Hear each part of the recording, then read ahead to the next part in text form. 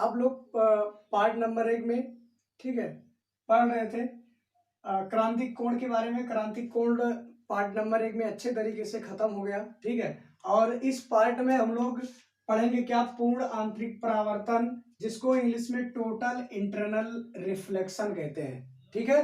तो ये आपका पूर्ण आंतरिक परावर्तन का जो है फिगर है, ठीक। ये तो क्रांतिक कोण का फिगर है, थोड़ा इसको समझाने के लिए मैंने इसको यहाँ पे बना रखा है, ठीक है। इसको आपको नहीं बनाना है इस वाले हेडिंग के अंतर्गत, ठीक है। आपको पूर्ण आंतरिक परावर्तन के अंतर्गत जो है ये वाला फिगर बनाना है, ठीक है। इस फिगर को समझाने के लिए थोड़ा सा हम लोग क्रांतिक कोण का सहारा लेंगे, इसलिए हम लोग क्रांतिक कोण का जो है फिगर है इसको हम लोग बना रखे हैं, ठीक है ना। तो दोस्तों क्रांतिक कोण की परिभाषा सबसे पहले हम लोग सीखेंगे। क्रांतिक कोण की परिभाषा होती है कि आपतन कोण का मान जब क्रांतिक कोण से क्या हो, अधिक हो। आपतन कोण का मान क्रांतिक कोण से क्या हो दोस्तों, अधिक हो। ये आपका क्या है, आपतन कोण। ये आपका क्या है, आपतन कोण। ये आपका क्या है, यहाँ पे परावर्तन कोण था, ठीक है ना। यहाँ पे क्या था, परावर्तन कोण था, ठीक है ना। तो यहाँ आपतन कोण क्या था, ध्यान सुनिए, यहाँ आपतन कोण जो भी, और क्रांतिक कोण क्या था, 90 डिग्री। क्रांतिक कोण क्या था, 90 डिग्री, ठीक है ना। तो आपतन कोण क्रांतिक कोण से क्या हो, अधिक हो, ठीक है ना। जब आपतन कोण का मान क्रांतिक कोण से अधिक हो जाता है तो प्रकाश की किरणें, ठीक है ना। जब आपतन कोण का मान क्रांतिक कोण से अधिक हो जाता है तो क्या होगा, प्रकाश की किरणें उसी माध्यम में पुनः वापस लौट जाती है। किस माध्यम में, जिस माध्यम में दोस्तों प्रकाश की किरणें चल करके आती है, ठीक है ना। जिस माध्यम से, यहां देखिए ये कौन सा माध्यम है, सघन माध्यम, ठीक है ना। तो आने वाली किरण को क्या बोला जाता है, आपतित किरण। क्या बोलते हैं हम लोग, आपतित किरण, ठीक है ना। तो आने वाली किरण, ये आपतित किरण किस माध्यम से आ रही है, सघन माध्यम में, ठीक है ना।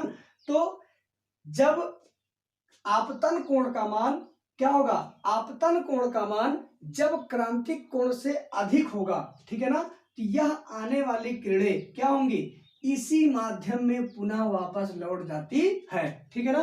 तो दोस्तों थोड़ा सा कैसे अधिक होगा, इसके लिए हम लोग क्रांतिक कोण के इमेज की थोड़ी सी हम लोग सहारा लेते हैं, ठीक है। देखिए जब हम लोग अपवर्तन में आपतन कोण का मान थोड़ा सा बढ़ाए, ठीक है, तो अपवर्तन कोण कितना हुआ, 90 डिग्री। समझिएगा बिल्कुल, जो है चिंता मुक्त होकर के, कंसंट्रेट बना करके समझो, ठीक है। क्रांतिक कोण की परिभाषा को जब हम समझा रहे थे तो किसका सहारा लिए थे, प्रकाश के अपवर्तन का, ठीक। प्रकाश के अपवर्तन हमने क्या कहा था, यही कहा था कि जब आपतन कोण का मान थोड़ा सा बढ़ा देते हैं तो अपवर्तन कोण का मान थोड़ा सा क्या हो जाता है, बढ़ जाता है, और वह बढ़ करके कितना हो जाता है, 90 डिग्री, ठीक है ना। तो अब यही क्या करना है, यहां आपतन कोण का मान बढ़ा देना है, ठीक है। आपतन कोण का मान जब यहां पर भी थोड़ा सा बढ़ाएंगे, ठीक है, तो ये क्रांतिक कोण, इसका ये जो आपका जो है परावर्तित किरणें हैं ये कहाँ जाएंगी, यहां चली जाएंगी, ठीक है। जब पहले इसको थोड़ा बढ़ाए तो यहां से फिर यहां आई, ठीक है। अब यहां भी थोड़ा बढ़ा देंगे तो ये कहां चली जाएगी, यहां चली जाएगी। बात समझे ना। यानी प्रकाश की किरणें उसी माध्यम में पुनः वापस लौट जाती है, ठीक है। तो दोस्तों यहां पर देखिए सघन माध्यम से चल करके प्रकाश की किरणें आई, ठीक है, और अपवर्तक पृष्ठ पर टकराती हैं।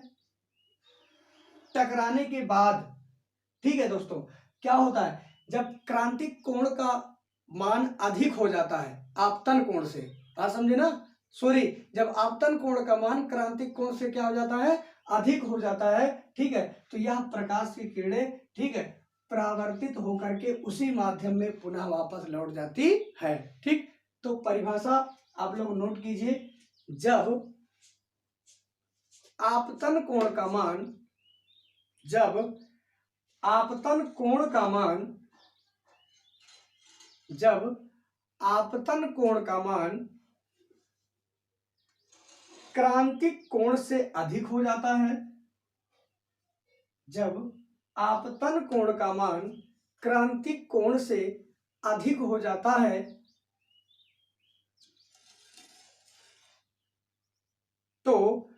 प्रकाश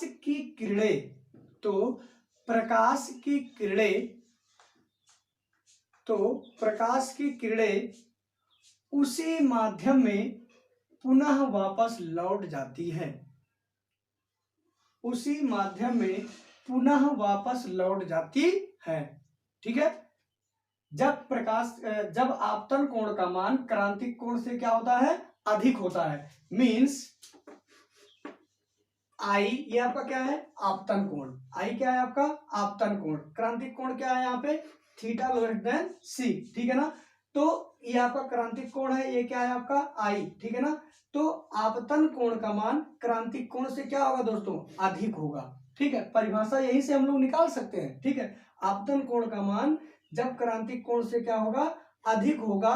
ठीक, जब ये कंडीशन होगी, ठीक है, तो क्या होगा, प्रकाश की किरणें उसी माध्यम में पुनः वापस लौट जाती है। ठीक है ना, या आप कह सकते हैं कि जब ये घटना होती है प्रकाश के साथ, यानी आपतन कोण का मान ठीक क्रांतिक कोण से क्या हो जाता है, मैक्सिमम हो जाता है। ठीक, तो यह आप कह सकते हैं कि परावर्तन का रूप धारण कर लेता है। ठीक है, जिसको पूर्ण आंतरिक परावर्तन कहते हैं। ठीक है दोस्तों, ये यहाँ पे आपका फिगर हुआ, और ये जो भी कुछ है आप फिगर बना लीजिए, उसके बाद आप परिभाषा लिख लिए। ठीक है, अब लिखिए शर्तें, हेडिंग डाल दीजिए शर्तें।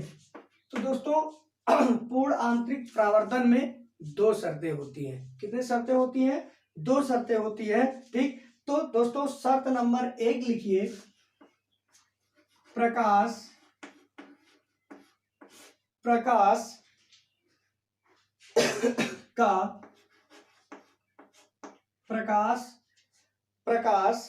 का सघन माध्यम से, प्रकाश का सघन माध्यम से विरल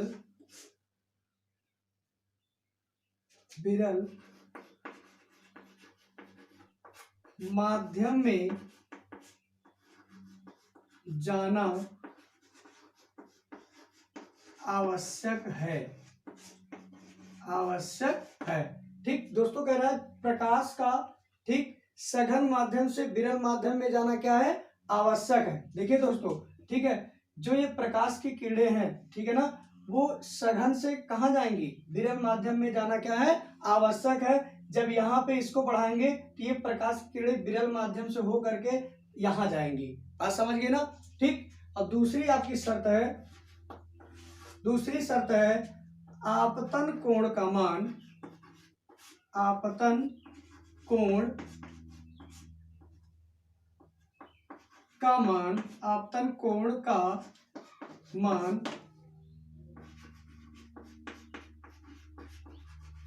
क्रांतिक कोण से